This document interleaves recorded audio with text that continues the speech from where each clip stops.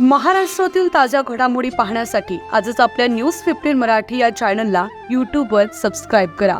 तसेच इंस्टाग्राम आणि ट्विटरवर फॉलो करायला विसरू नका. न्यूज 15 मराठी, आवाज जनसामान्यांचा.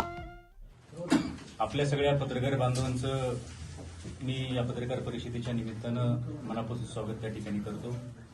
खरं तर गेले 2 दिवस आम्ही सगळी मंडळी अशोकदादा राक्षांच्या संदर्भामध्ये मुंबई हायकोर्टामध्ये होतो. त्यामुळे 2 दिवस आपल्याशी संवाद साधता त्या ठिकाणी आला नाही. परंतु आम्ही तिकडे असताना तिकडे काही चर्चा झाल्या, काही लोकांनी जाणीवपूर्वक काही गोष्टी करण्याचा प्रयत्न केला. त्याच्यावरती नेमका सभापती म्हणून माझा खुलासा करणं, बाजार समितीचा खुलासा करणं हे माझं काम आहे. खरं तर मी सगळ्यात पहिल्यांदा आपल्या सगळ्यांना सांगतो की त्या बाजार समितीचा सभापती म्हणून ज्यावेळी महाराष्ट्र शासनाने ही निवडणूक लावली आणि मुंबई हायकोर्टामध्ये प्रकरण गेलं, मी भंपकगिरीने सभापती नाही झालो, मुंबई हायकोर्टाच्या आदेशाने सभापती त्या ठिकाणी झालो. आणि सभापती म्हणून रितसर सगळ्या याच्यावरती मी कारभार त्या ठिकाणी करतोय. 10/10/2024 मी सभापती झालो. 21 तारखेला मला सह्यांचे अधिकार मिळाले आणि 25-26 आचारसंहिता त्या ठिकाणी लागली. 15 दिवसापासून आचारसंहिता संपलेली आहे. परंतु गेल्या 2 महिन्यापासून मी सभापती झालेले 2 महिने आणि 4 दिवस त्या ठिकाणी झाले. आजचा दिवस पकडला तर त्या कमी कालावधीमध्ये आम्ही सगळे 10 जण संचालक मंडळ, सभापती, उपसभापती 10 जण संचालक म्हणून त्या ठिकाणी काम करतोय. तालुक्याच्या सर्वपक्ष आघाडीने आम्हाला ही जबाबदारी त्या ठिकाणी दिली. मी बिनविरोध सभापती आहे. हे सगळं करताना एक गोष्ट मी आपल्या सगळ्यांना सांगतो की सभापती ज्या दिवशी मी पहिल्या दिवशी झालो त्या दिवशी पहिला निर्णय घेतला की बाजार समितीचं कुठलंही मानधन घ्यायचं नाही, हे सामाजिक कामासाठी द्यायचं. संचालक असताना देखील आम्ही सगळे संचालक दर महिन्याला बाजार समितीचं मानधन सामाजिक कामाला देतो. सभापती म्हणून देखील मानधन सामाजिक कामाला द्यायचं. बाजार समितीची गाडी वापरायचं नाही, ड्रायव्हर वापरायचं नाही, डिझेल वापरायचं नाही. एक कार्यकर्ता म्हणून त्या ठिकाणी चांगलं काम करायचं. 1 रुपयाचा भ्रष्टाचार या संस्थेत होणार नाही याची काळजी त्या ठिकाणी घ्यायची. उलट मागच्या काळात काय झालं का याची चौकशी करण्याचं काम मी सध्या करतोय. एवढं सगळं करत असताना आम्ही 3च मुद्द्यावर सगळ्यांदा पहिल्यांदा फोकस केलं की चांगलं पाणी त्या ठिकाणी बाजार समिती मिळालं पाहिजे, चांगले टॉयलेट झाली पाहिजे आणि अल्प दरामध्ये 8-10 दिवसांमध्ये आम्ही जेवण चालू करतोय. 4 दिवसापासून पेस्ट कंट्रोल चाकण आणि खेड्यात दोन्ही युनिटला त्या ठिकाणी चालू केले. डिजिटल मार्केटबाबत, साफसफाईबाबत या सगळ्या गोष्टीबाबत आम्ही कामकाज करतोय. आम्ही सगळं संचालक मंडळ एकत्रितपणानं या सगळ्या गोष्टीमध्ये पुढे जाण्याचं काम करतोय. काल एक बातमी एका न्यूज पेपरला त्या ठिकाणी आली. त्या बातमीचं मला फार शैल्य वाटलं आणि पत्रकारांनी असं जबाबदारीनं करू नये अशी माझी सगळ्यांना विनंती आहे. की बातमी काय दिली की बाबा खेड बाजार समितीचे सभापती भंपक. ठीक आहे बाबा, माझ्याबद्दल काय बोललं काय हरकत नाही, कोणाची तक्रार असेल की असेल. परंतु इथं दिलंय की हेच दारूचे दुकान ज्या बांधकामासाठी झिंग बाजार समितीच्या संचालकांना मंडळाला वाटू लागले. मी एक गोष्ट सांगतो, माझ्याकडे सगळे पेपर आहेत. एकतर हे बांधकाम मी सभापती व्हायच्या अगोदीच आहे. मी सगळ्या त्याच्या खोलामध्ये गेलो. खोलामध्ये गेल्यानंतर 2006ला लक्ष्मण टोपे सभापती असताना तिथे काही करार झाला आणि त्या कराराने यांना बांधकाम करायचा 2006लाच परवाना त्या ठिकाणी दिला. तिथं शेड त्या ठिकाणी उभं होतं. त्याचे जुने फोटो देखील या ठिकाणी आणलेले आहेत, हे सगळे फोटो. आणि असं असताना त्याचे हे मी सभापती झाल्यानंतर त्याच्या आधीच हे सगळं काम झालं. त्याचं रिन्युएशन त्यांनी काहीतरी काढलं होतं. सभापती झाले माझ्या लक्षात आलं की इथं काहीतरी चाललंय. मी म्हटलं तुमचे कागदपत्र काय. सगळ्यात पहिली बाजार समितीची नोटीस त्यांना दिली. नुसती बाजार समितीची नोटीस नाही दिली तर आम्ही एक्साईजवाले किंवा जे काय त्या सगळ्यांना देखील पत्र पाठवलं. जिल्हाधिकाऱ्यांकडून सगळ्यांना पत्र पाठवली की तात्काळ याच्यामध्ये बाजार समितीची भूमिका विचारात घेतल्याशिवाय याला कुठलाही परवाना देऊ नका. जरी रिन्युएशन असेल तर परंतु ह्या पोट नियमामध्ये घटना आहे. जरी तुम्हाला अधिकार दिलाय, तुम्ही 20 वर्षापासून दुकान चालवताय, जेव्हा केव्हा रिन्युएशन होईल त्यावेळी बाजार समितीला विचारायचं. आणि हे सगळे जर मला त्यांना त्या पेपरमध्ये असं दिलं की सभापतींचा याला वरद असतंय. अरे एवढी भूमिका मी अशी घेतोय की मी 1 रुपया मला भ्रष्टाचार करायचा नाही, मला गाडी वापरायची नाही, मला तिथलं चहापान घ्यायचं नाही आणि बेछोलट आरोप जे आहेत हे मला अतिशय व्यथित करणार राहिले की राजकीय जीवनामध्ये काम करताना तुमच्या प्रतिमेला जर कोणी हानी करत असेल ते एकदम चुकीचं आहे. आणि मग त्या दृष्टीने आम्ही सगळ्यांना ऑलरेडी दुसरी गोष्ट याच्यात धक्कादायक गोष्ट अशी आहे की राज्याचे उपमुख्यमंत्री अजितदादा पवार यांच्या जवळच्या विद्यमान आमदारांनी मला त्या संदर्भात फोन केला की त्यांना मदत करा. पण मी त्या आमदारांना देखील सांगितलं की कायदेशीर व्हाव्या, माझ्या बाजार समितीचा विषय आहे तो मिटल्याशिवाय मी त्याच्यामध्ये त्यांना हे करणार नाही. आणि कायदेशीर व्हावीमध्ये म्हणजे आमची भूमिका एवढी स्पष्ट आहे की बाबा आम्हाला चांगलं काम त्या ठिकाणी करायचं आहे. जर तुम्ही आमच्यावरती ब्लेम करा असेल, मी ज्या पेपरने हे केलंय त्यांना देखील कायदेशीर नोटीस त्या संदर्भामध्ये करणार आहे. तर तुम्ही डायरेक्ट हे दाखवताय की बाबा सभापतीचा पाठिंबा, हे सगळे डॉक्युमेंट्स आमच्याकडे आहेत. कलेक्टरला दिलेले पासून एक्साईज करून सगळ्यांना दिलेली पत्र आहेत. आणि मग असं करत असताना माझी विनंती तुम्हाला बदनामी करायची विजय शिंदेची करा, पण ही बाजार समिती शेतकऱ्यांची संस्था आहे, तालुक्याची संस्था आहे. या संस्थेची बदनामी करू नका, माझं तुम्हाला विनंती आहे. आणि आम्ही जर चुकीचं काही काम केलं आम्हाला बिंदास झोडपून करा. आम्ही म्हणणार नाही की पत्रकार साहेब तुम्ही ही का बातमी केली. त्याबद्दल सगळ्या पत्रकारांना तालुक्याची माझी विनंती आहे की शेतकऱ्यांची संस्था त्या संस्थेबाबत कुठली बातमी करताना किंवा चुकीचं काय असं तुम्ही आमच्या याच्यात आम्हाला विचारा ना तुम्ही काय आम्ही कागदपत्र देऊ याच्यामध्ये काय काय ठोस आहे काय ठोस भूमिका घेतलेली आहे काय झालं परंतु असं तुम्ही याच्यामध्ये करू नका ही माझी तुम्हाला विनंती आहे. याबाबत देखील कायदेशीर बाबत आम्ही वकिलांना दिलंय आणि पुढे काय करता येईल त्याचा देखील आमचा सगळ्यांचा प्रयत्न त्या ठिकाणी चालू आहे. दुसरा महत्वाचा मुद्दा आशोधोदांच्या बाबतीमध्ये काही प्रशासनानं चुकीचा राजकीय दबाव याला जोडून एक प्रश्न ते दारूचं दुकान बंद करणार का?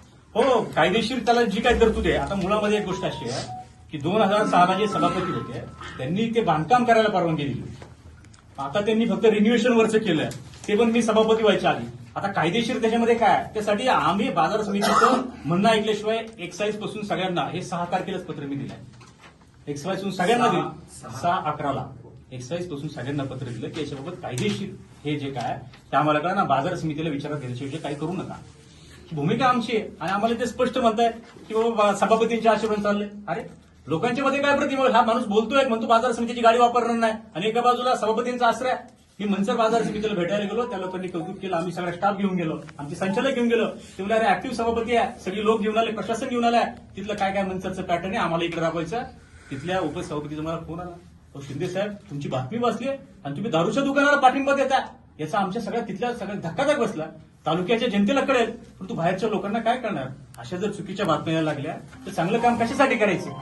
एक भूमिका म्हणून एक कार्यकर्ता म्हणून माझी भूमिका आहे की तुम्ही शनिशा करा आम्ही चुकीचं काम केलं आम्हाला 100% झूट पण काढा त्यात नो एक्सक्यूज करा पण संस्थेची बदनाम होईल असं काही करू नका ही माझी तालुक्याच्या सगळ्या पत्रकारांना हात जोडून विनंती आहे. 1 महिन्यापूर्वी तुम्ही पत्रव्यवहार हा सगळा केला तर शासकीय यंत्रणांनी याला कुठं दाद दिली नाही आणि आज दारूचं दुकान थाटात सुरू झालेलं आहे. तुमच्या बाजार समितीच्या जागेत ते आहे. भाडे करारावरती जरी जागा असली तरी आज शहराच्या मध्यवर्ती ठिकाणी नाही आम्ही कायदेशीर लढे आता सगळे वकिलांकडे दिलाय त्याच्यात जी काय 100% आम्ही कुठल्याही राजकीय दबावाला याच्यात बळी पडणार नाही. कुणीही सांगू द्या जे कायदेशीर काय कायदा काय सांगतो त्याप्रमाणे कुणी कारवाई करणार. आणि साहेब तुमचं म्हणणं पेपरने सांगतं ठीक आहे पण तुमचे सहकारी संचालक तुमच्या बाजार समितीच्या ऑफिसमध्ये सांगतात हे पत्रकार परिषदे आम्ही होऊन ते खोदलेलं नाही ना. आणि असं नाही ना त्याच्यात तुम्ही खुलासा घ्यायला पाहिजे ना आपला खुलासा घ्यायला पाहिजे ना प्रशासन. दिले 16/10 ऐका ना हे लेटर दिले त्यावेळेस त्याच्यावर बंदी आहे ना. खुलाच्या संदर्भात सुद्धा मी पूर्वी- परवा जे तहसील कार्यालय आहे तर त्यावेळेला तुमचा खुलासा घेण्यासाठी 2 वेळा आठवडे बाजाराकडून एकदा आलो आणि एकदा क्रीडा संकुल मध्ये रस्ता बंद होता. तुम्ही मला नाही खुलासा नाही दिला.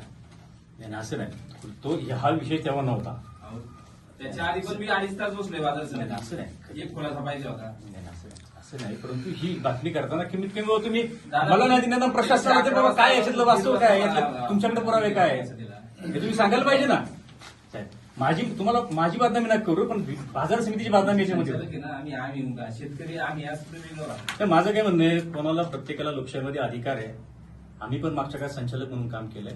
आम्ही सगळ्यांना बरोबर घेऊन त्यांना विरोधाला विरोध नाही केला चांगल्या कामाला आम्ही पाठिंबा दिला. उद्याच्या जे काळात ते आमचे संचालकच आहेत त्यांच्याबद्दल काय माझा रागरोष नाही परंतु एक गोष्ट आहे उद्या कुणी काही सांगेल ताजमहल माझ्या नावं करायचं पण पत्रकारांनी शहानिशा केली कोणी पाहिजे. कसं तुमचे संचालक नाही ना, असू दे ना. तुम्ही एका टेबलवर बसून विचार करताय ना संचालक आहे. 100% असू द्या परंतु याच्यामधली शहानिशा काय याला आपल्या बाजार समितीने कधी परवानगी दिलेली आहे हे किती वर्षापूर्वीचं आहे यानंतर बाजार समितीने काय कारवाई केली हे सगळ्यांची शहानिशा करायला पाहिजे ना. कलेक्टर एक्साईजला आम्ही पत्र पाठवलंय त्याच्यात 25 दिवस मार्केट कमिटीला कोण संचालन नव्हतंच ना इलेक्शन लागली होती ना. आणि मी माझ्या अगोदरचा हा प्रश्न आहे तरी पण मी आल्यानंतर बाबा नाही जे काय कायदेशीर आहे तातडीने मिटिंग आमच्या आमच्या परिषद घ्या असं बाळासाहेब आणि दानवे हे काय आता चालू संचालक सभापती झाले म्हणून ते दारूचं दुकान उघडले असं काही नाही ना.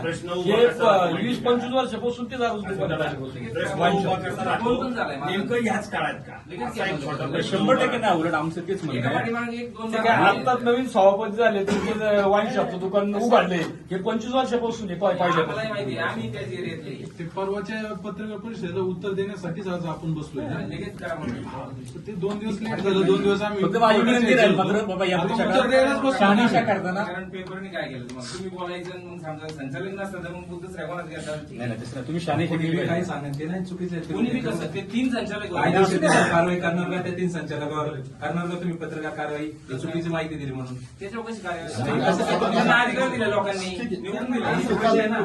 उत्तर देऊ नका. काही प्रशासनाकडे तक्रारी त्या ठिकाणी झाल्या इलेक्शन होऊन जवळपास 1.5 वर्ष त्या ठिकाणी झालेली आहे. आणि 1.5 वर्षानंतर काही पॉलिटिकल तयार झालं. दादा जवळपास 2015 पासून संचालक आहे. हे दादांची तिसरी टर्म ना दादा, तिसरी टर्म त्या ठिकाणी त्यांनी आर्थिक दुर्बल गटातूनच आहे. पण आज असं काय झालं तर आम्ही सगळी माहिती घेतली. काही लोक म्हणतात 87 लाख त्यांच्या खात्यावर आहेत हे वगैरे वगैरे, पण असं काही नाही. आम्ही त्याच्यामध्ये वकिलांशी देखील चर्चा केली की बाबा याच्यामध्ये तुमच्या खात्यावर किती पैसे हा महत्वाचा मुद्दा नाही, तुमचं बॅलन्स शीट काय सांगताय. एखाद्याकडे 100 एकर जमीन आहे पण त्या शेतीचं उत्पन्न शासन ग्राह्य धरत नाही. तुमचं बॅलन्स शीट काय सांगते, तुमच्याकडे उत्पन्नाचे स्रोत काय, तर त्यांच्या नाव फक्त 10 गुंठे जागा आहे. किती गुंठे आहे, त्यामुळे आम्हाला खात्री आहे. त्यामुळे आम्ही तात्काळ मुंबई हायकोर्टामध्ये गेलो. प्रशासनाने राजकीय दबावाने काही त्या ठिकाणी झाल्याची आम्हाला शक्यता त्या ठिकाणी वाटते. आम्ही तात्काळ मुंबई हायकोर्टात गेलो. कोर्टानं आम्हाला सध्या स्टे दिलेला आहे आणि आम्हाला खात्री आहे की आमची न्यायिक बाजू जी आहे, जी खरी आहे, त्या दृष्टीने आम्ही पुढे त्या ठिकाणी जाऊ. आता हा सुद्धा विषय कोर्टामध्ये आहे, तर तुर्तास दादांना त्यांनी अभय त्या ठिकाणी दिलेला आहे. त्यांचे जे गावचं एक गोष्ट आहे की काही लोक म्हणतात 87 लाख आहे, परंतु त्याच्यामध्ये एक गोष्ट अशी आहे की त्यांच्या गावचं मंदिराचं जे देवस्थानचं काम चालू आहे ते काम करताना ते आणि अजून एक गावातील सहकारी आहेत. बोलू नंतर त्याचे जे हे आहे त्यांच्या जॉईंट अकाउंट आहे, ते काही एकट्या दादाचा विषय नाही. जॉईंट अकाउंट नाही धरलं जात कुठल्या ग्राह्य नाही. ठीक आहे पुढे